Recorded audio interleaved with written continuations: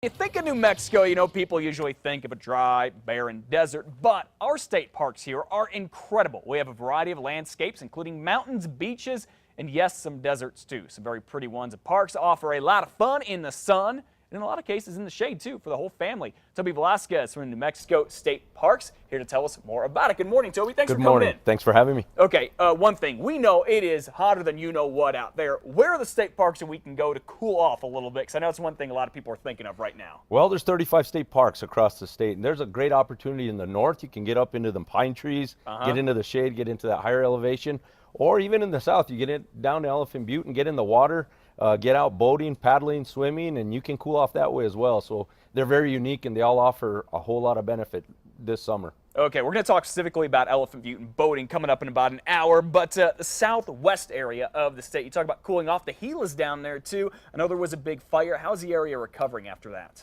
You know, our firefighting efforts across the state, both at the federal and state level, are dedicated to try and, maintain our forest as much as possible. So they're working hard, and it's doing better. But, really what we want folks to do is understand that if you get prepared before you go out, you're ready for anything, and you can still have a great time. Okay. Fire restrictions are less now than where they were this time last year. Absolutely. So that's that much better. Okay, still need to be careful out there, but as you mentioned, you can still go out there and have a whole lot of fun. Definitely.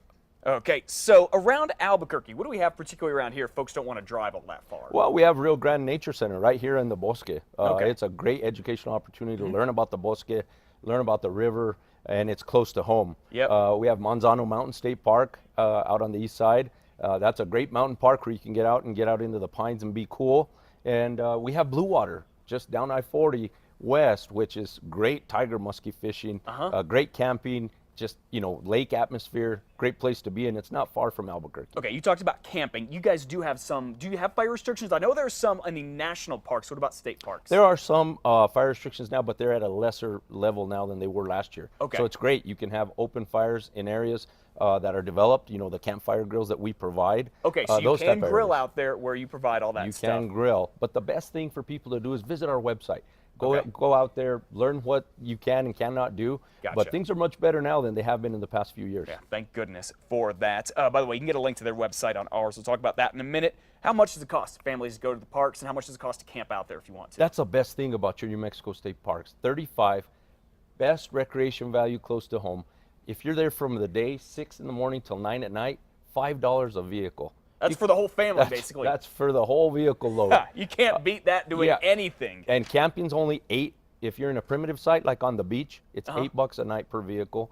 If you're in a developed site, which means you have a grill, a table, a nice shelter above you to give you some shade, it's only $10 per vehicle per night. That's $10. So $15 gets you into the park and get you camping at a developed site.